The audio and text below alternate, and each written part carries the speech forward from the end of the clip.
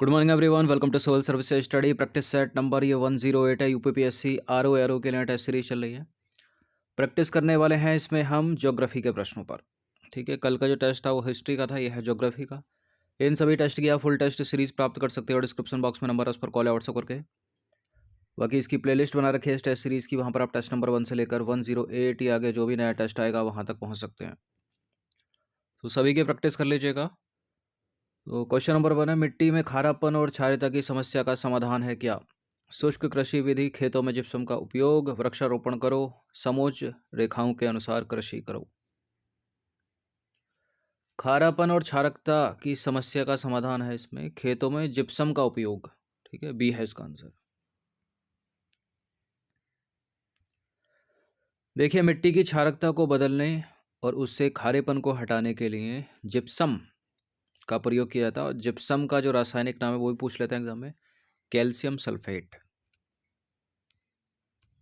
Question number 2 पर आ जाइए। तेजाबी मिट्टी को कृषि योग्य बनाने हेतु निम्नलिखित में से किसका उपयोग किया जाता है? जिप्सम, लाइम, कैल्शियम या फिर वेजिटेबल कंपोस्ट। तेजाबी मिट्टी यानी एसिडिक सॉइल है, यानी अम्लीय मृदा है। इसको कृषि योग्य बनाना है तो इसमें प्रयोग करेंगे लाइम का, यानी चूने का। ठीक है, क्षारीय मिट्टी के लिए जिप्सम का उपयोग कर रहे थे और तेजाबी के लिए लाइम, चूना। देखिए, तेजाबी मिट्टी को कृषि योग्य बनाने के लिए सामान्यतः इसे इसमें जो है इसके लिए लाइम यानी चूने का प्रयोग किया जाता है। ये नंबर है, इस पर कॉल या व्हाट्सअप करके आप फुल टेस्ट सीरीज प्राप्त कर सकते हैं। पेड टेलीग्राम ग्रुप से जुड़ सकते हैं।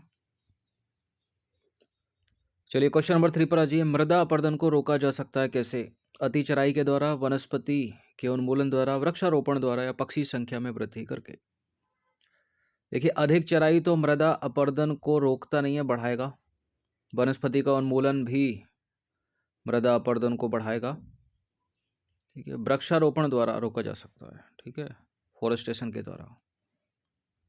तो मृदा संरक्षण के अंतर्गत वे सभी उपाय सम्मिलित हैं जो मिट्टी को अपरदन से बचाते हैं और उसकी उर्वरता को बनाए रखते हैं। और मृदा अपरदन को रोकने का सशक्त उपाय क्या है?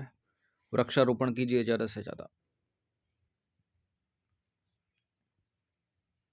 क्वेश्चन नंबर 4 पर आ जाइए। प्रश्न इंपॉर्टेंट है। भारत में निम्नलिखित में से किस प्रकार का वन सर्वाधिक वृहद क्षेत्र में पाया जाता है? इनमें से। ठीक है, देखिए, भारत में सबसे ज़्यादा वृहद क्षेत्र पर सदाबहार वन तो है नहीं, तो जो सदाबहार वन वाला जो ऑप्शन है उसको तो हटा ही दीजिए।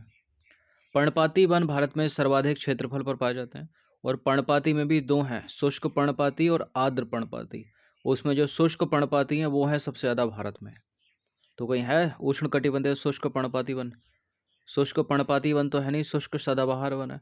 पर्वतीय आर्द्र शीतोष्ण वन भारत में गिने चुने 10 से 11 ही जो राज्य हैं वो पहाड़ी हैं, तो इसको भी हटा दीजिए। तो चूंकि ऑप्शन में शुष्क पर्णपाती वन नहीं है, इसलिए सही उत्तर क्या होगा? उष्णकटिबंधीय आर्द्र पर्णपाती, यानी सी है इसका आंसर यहाँ पे। देखिए, उष्णकटिबंधीय शुष्क पर्णपाती वन भारत में सर्वाधिक विस्तृत क्षेत्र में पाए जाते हैं और उष्णकटिबंधीय आर्द्र पर्णपाती वन दूसरा सबसे विस्तार वाला वन है। अब विकल्प में क्या है? विकल्प में उष्णकटिबंधीय शुष्क पर्णपाती वन है ही नहीं, तो सही उत्तर, सटीक उत्तर क्या होगा? सी, उष्णकटिबंधीय आर्द्र पर्णपाती। सागौन और साल उष्णकटिबंधीय पर्णपाती या पतझड़ी के महत्वपूर्ण उत्पाद हैं, यानी आर्द्र और शुष्क दोनों में ये। क्वेश्चन नंबर 5 पर आ जाइए। पश्चिमी हिमालय की शीतोष्ण पेटी में निम्नलिखित में से किस प्रकार के वृक्ष का बाहुल्य है? चीड़, देवदार, सिल्वर फर या नीला पाइन। वेस्टर्न हिमालय की शीतोष्ण पेटी में जो सबसे ज़्यादा वृक्ष पाया जाता है वो है देवदार के वृक्ष, यानी बी है इसका आंसर।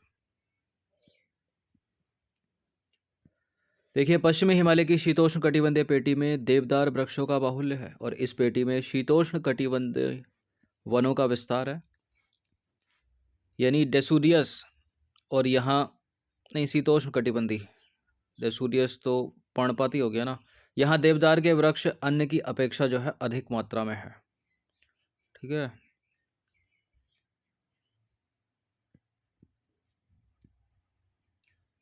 क्वेश्चन नंबर 6 पर आ जाइए। निम्नलिखित राज्यों में से किस राज्य में सिनकोना वृक्ष नहीं उगता है? इनमें से देखिए, सिनकोना जो वृक्ष है वो है ट्रॉपिकल एवरग्रीन फॉरेस्ट, यानी सदाबहार वनों के वृक्ष का पौधा है ये।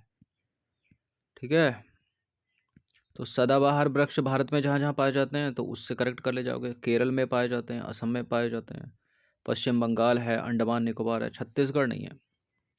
ठीक है, छत्तीसगढ़ तो मानसूनी वनों के लिए है।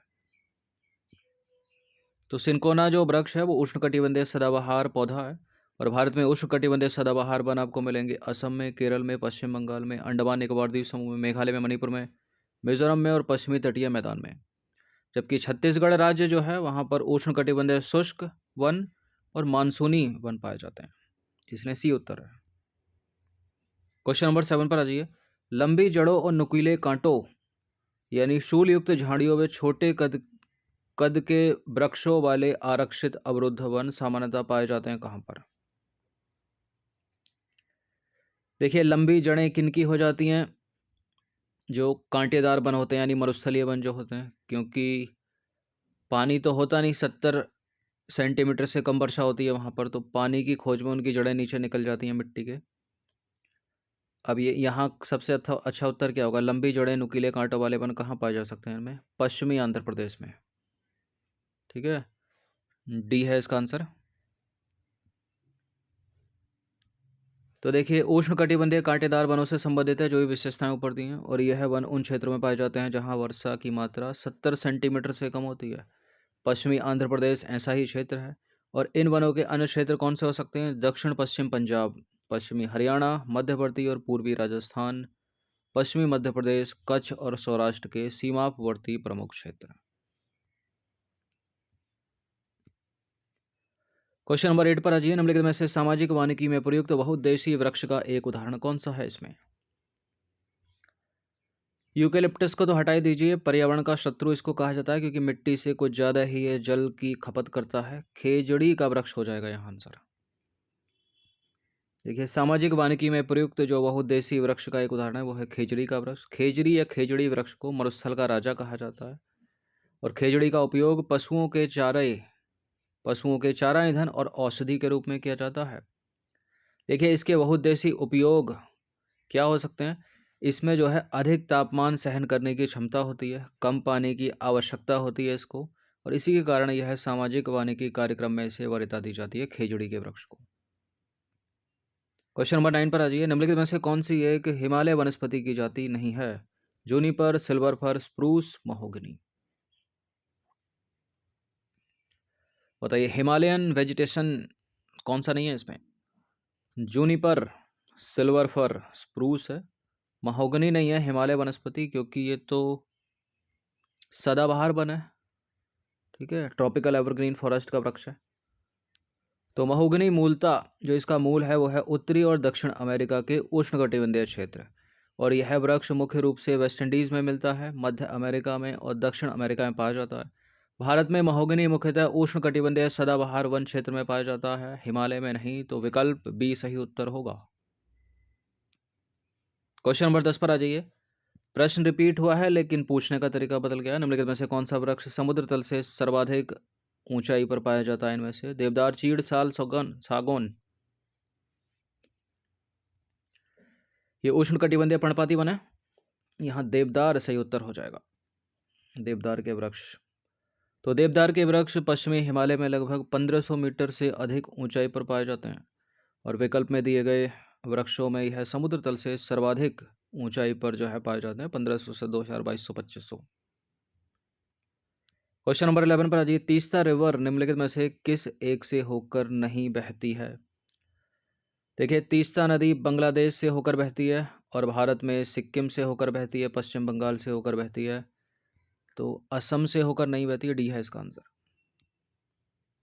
देखिए, तीस्ता नदी भारत के सिक्किम और पश्चिम बंगाल राज्य से होकर बहती है, साथ ही ये बांग्लादेश से होकर बहती है, और यह सिक्किम और पश्चिम बंगाल के जलपाईगुड़ी विभाग की जो है मुख्य नदी है, और पश्चिम बंगाल में है दार्जिलिंग जिले में बहती है। और तीस्ता नदी को सिक्किम और उत्तरी बंगाल की जीवन रेखा कहा जाता है, और तीस्ता इंपॉर्टेंट है। यूपीएससी ने कई बार प्रश्न बनाया तीस्ता से, स्टेट पीसीएस की फेवरेट है। 12वां प्रश्न है, निम्नलिखित नदियों पर विचार करेंगे। कामेंग नदी, तीस्ता नदी और लोहित नदी। और प्रश्न है, उपरोक्त में से कौन सा या सी नदियाँ ब्रह्मपुत्र में दाहिनी ओर से मिलने वाली सहायक नदियाँ हैं? देखिए इंपॉर्टेंट ट्रिब्यूटरी यानी सहायक नदियाँ याद रखिएगा, ब्रह्मपुत्र की, गंगा की, ठीक है, नर्मदा की, कृष्णा की, गोदावरी की, कावेरी की। थोड़ा और टफ कर लेगा तो दाहिने ओर से और बाहिने ओर से मिलने वाला इसमें बना देता है ये एग्जामिनर, ठीक है। तो दाहिनी ओर से मिलने वाली जो ब्रह्मपुत्र की सहायक नदी है वो है कामेंग नदी, और तीस्ता नदी जो लोहित है वो बाईं ओर से मिलती है। तो थर्ड को एलिमिनेट कर दीजिए, केवल एक और दो, इसका आंसर हो जाएगा बी। तो ब्रह्मपुत्र की सहायक नदियाँ या उपनदियाँ या ट्रिब्यूटरी एक ही बात है, ठीक है। कौन कौन सी हैं? दिबांग नदी, लोहित नदी, धनसरी, कोलंग नदी, जलंधर नदी, तीस्ता नदी, बेंकी नदी, रेडक नदी, मानस नदी, कामेंग नदी, सुबनसिरी नदी। अब इनमें भी कर लो दाहिने ओर से और बाईं ओर से मिलने वाली। बाईं ओर से लोहित नदी, धनसरी, दिबांग नदी और कोलंग नदी। ध्यान रखिएगा, धनसरी बाईं ओर से, सुबनसिरी, ठीक है, एक जैसा नाम लगता है ना, बहने लगती हैं दोनों, धनसरी सुबनसिरी। तो धनसरी बाईं ओर से और सुबनसिरी जो है दाईं ओर से। बाकी कामेंग दाईं ओर से, मानस दाईं ओर से, बेकी दाईं ओर, रेडक, जलंधर, तीस्ता दाईं ओर। इंपॉर्टेंट यही है, इनको तो कम से कम याद रखिए। लोहित नदी बाईं ओर, कामेंग दाईं ओर, मानस दाईं ओर, तीस्ता दाईं ओर, ठीक है, दिबांग बाईं ओर, धनसिरी बाईं ओर, सुबनसिरी दाईं ओर। क्वेश्चन नंबर 13 पर आ जाइए। रंगीत, रांगपो, दिगछू निम्नलिखित में से किसकी सहायक नदियाँ ये? लोहित की, इरावदी की, बराक की, तीस्ता की। रंगीत, रांगपो, दिगछू ये तीस्ता नदी की सहायक नदियाँ हैं। ए है इसका आंसर। देखिए तीस्ता की सहायक नदियाँ कौन कौन सी हैं? रंगीत हो गया, रांगपो हो गया, दिगछू हो गया, लालाछू हो गया, लांचू हो गया और रानी खोला। ये सब तीस्ता की सहायक नदियाँ हैं। अगला प्रश्न है, क्वेश्चन नंबर 14 है, बराक नदी के ऊपर प्रश्न है। बराक नदी भारत के निम्नलिखित में से किस राज्य से होकर नहीं बहती है? बराक नदी नागालैंड से होकर बहती है, मिजोरम से होकर बहती है, मणिपुर से होकर बहती है, इसके अलावा असम से होकर बहती है, त्रिपुरा से होकर नहीं बहती है। सी है इसका आंसर। देखिए बराक रिवर जो है भारत के मणिपुर, नागालैंड, मिजोरम और असम राज्यों यानी इन 4 राज्यों से होकर बहती है, और पड़ोसी देश बांग्लादेश से होकर बहती है ये, ठीक है। और 900 किलोमीटर लंबी नदी है ये। इसकी जो 900 किलोमीटर लंबाई है इसमें से 524 किलोमीटर भारत में बहती है ये, 31 किलोमीटर भारत बांग्लादेश सीमा पर बहती है, और बची हुई 345 ये बांग्लादेश में बहती है। क्वेश्चन नंबर 15 है, इरावदी नदी के संदर्भ में, इरावदी नदी के संदर्भ में निम्नलिखित में से कौन सा कथन गलत है? इरावदी म्यांमार या बर्मा में बहने वाली सबसे लंबी नदी है, और यह म्यांमार में पश्चिम से पूर्व की ओर बहती है, यानी वेस्ट टू ईस्ट बहती है। ये दूसरा स्टेटमेंट ये कहना चाह रहा है। और इरावदी नदी म्यांमार का एक प्रमुख व्यापारिक नौका मार्ग भी है, और इस नदी की लंबाई है 2170 किलोमीटर, ठीक है। गंगा से तो छोटी हो गई, फिर ये 2525 हो। तो देखिए स्टेटमेंट यहाँ जो गलत हो जाएगा वो बी हो जाएगा, क्योंकि ये नॉर्थ टू साउथ बहती है, यानी उत्तर से दक्षिण की ओर बहती है, पश्चिम से पूर्व की ओर नहीं। तो करेक्ट है, करेक्ट है, करेक्ट है, इनकरेक्ट है, और वही अपना आंसर है बी। तो इरावती या इरावदी वर्मा या म्यांमार की एक प्रमुख नदी है। यह नदी म्यांमार में उत्तर से दक्षिण की ओर बहते हुए म्यांमार को 2 भाग में विभाजित करती है। इस नदी की लंबाई है 2170 किलोमीटर, और यह म्यांमार में बहने वाली सबसे लंबी नदी है। यह नदी म्यांमार का एक प्रमुख व्यापारिक नौका मार्ग है। तो बी गलत है बस। क्वेश्चन नंबर 16 पर आ जाइए। कुदनकुलम परमाणु ऊर्जा संयंत्र कहाँ स्थित है? कुदनकुलम, रावतभाटा, कैगा ये सब पूछ लेता है मैच वैच करने के लिए। कुदनकुलम तमिलनाडु का है, बी है इसका आंसर। तो कुडनकुलम परमाणु ऊर्जा संयंत्र तमिलनाडु के कुदमकुलम में स्थित है, और यह भारत का सबसे बड़ा परमाणु ऊर्जा केंद्र है। इस ऊर्जा संयंत्र में 6 VVER 1000 रिएक्टरों का निर्माण किया गया है, जो nuclear power corporation of India limited और रूसी कंपनी एटम स्टोरी एक्सपोर्ट के साथ मिलकर बनाया गया है, जिसमें विद्युत रोधी क्षमता 6000 मेगावाट बिजली की है, ठीक है। तो कुदनकुलम तमिलनाडु। अब आ जाइए क्वेश्चन नंबर 17 पर 17वां प्रश्न है, कांडला बंदरगाह का नाम बदलकर कर दिया गया है क्या? कांडला जो कि गुजरात का बंदरगाह है, तो गुजरात ऑप्शन ए की है, दीनदयाल पोर्ट कर दिया गया, ए है इसका आंसर। देखिए कांडला बंदरगाह गुजरात राज्य में स्थित एक ज्वारिया बंदरगाह है, इसका नाम बदलकर दीनदयाल बंदरगाह कर दिया गया है। और यह एक व्यक्ति के नाम पर रखा जाने वाला तीसरा बंदरगाह बन गया है। अन्य दो कौन से? मुंबई का जवाहरलाल नेहरू पोर्ट और दूसरा है कामराज पोर्ट। देखिए कांडला बंदरगाह के बारे में और जाने तो कांडला बंदरगाह कच्छ की खाड़ी से 90 किलोमीटर की दूरी पर कांडला क्रीक पर स्थित है और इस बंदरगाह से 9 किलोमीटर की दूरी पर कांडला SEZ स्थित है, जो 1965 में स्थापित किया गया था। क्वेश्चन नंबर 18 पर आ जाइए। निम्नलिखित में से कौन सी एक पूर्व की ओर बहने वाली नदी है, यानी पूर्ववाहिनी नदी कौन सी है? इसमें कौन सी है जो पूर्व की ओर बहती है, यानी इधर बहती है? बाकी पश्चिम वाहिनी होंगी तीनों। नर्मदा पश्चिम वाहिनी, पेरियार पश्चिम वाहिनी, साबरमती पश्चिम वाहिनी, कृष्णा है जो पूर्व की ओर बहती है। कौन से में कृष्णा? डी में है।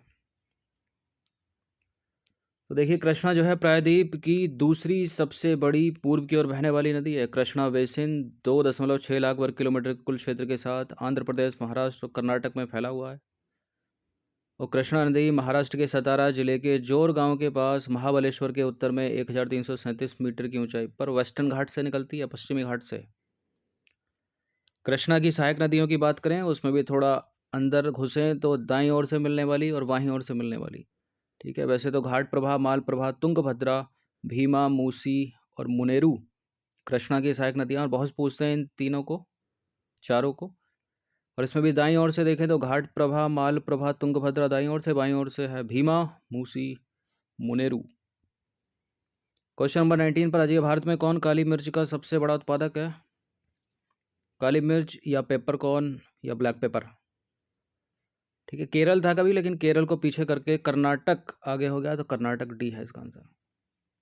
देखिए कर्नाटक ने काली मिर्च के उत्पादक के रूप में केरल को पीछे छोड़ दिया और काली मिर्च की खेती सबसे पहले केरल में की जाती थी, ठीक है, भारत के मालाबार तट में। और काली मिर्च को सुखाकर तड़के या मसाले के रूप में इस्तेमाल किया जाता है। इसे पेपर कॉर्न या ब्लैक पेपर के नाम से भी जाना जाता है। 20वां प्रश्न, अंतिम प्रश्न है मार्ड सॉइल यानी मार्ड मिट्टी उत्तर प्रदेश के किस भाग में पाई जाती है? देखिए मार्ड मिट्टी मिलेगी उत्तर प्रदेश के दक्षिणी उत्तर प्रदेश में मिलेगी, ठीक है, बी है इसका आंसर। तो मार्ड मिट्टी या मार्ड सॉइल आमतौर पर उत्तर प्रदेश के दक्षिणी भाग में पाई जाती है। इस मिट्टी में सिलिका 60% है, बहुत ज़्यादा है, लोहा 15% है, एल्युमिनियम 25% है, और इस प्रकार की मिट्टी में कृषि करना कठिन होता है। और दक्षिणी पठार यानी कैम्ब्रियन पूर्व काल में बना था, जिसे बुंदेलखंड और बघेलखंड क्षेत्रों के रूप में जाना जाता है, ठीक है, इतना याद रखिएगा। देखिए 20 प्रश्न थे ज्योग्राफी के, इनकी आप PDF भी प्राप्त कर सकते हो। PDF आपको पेड टेलीग्राम ग्रुप को ज्वाइन करने पर ही मिलेगा। एक PDF में 100 प्रश्न है। बाकी सब्सक्राइब रखिएगा सिविल सर्विस स्टडी चैनल को। तो 108 टेस्ट हो गए हैं, और जो पुराने हैं प्लेलिस्ट वाले 1 से 10, 10 से 20, 20 से 30, उनकी प्रैक्टिस करते रहिएगा ताकि पुराना तो याद रहे, साथ ही साथ नए के साथ।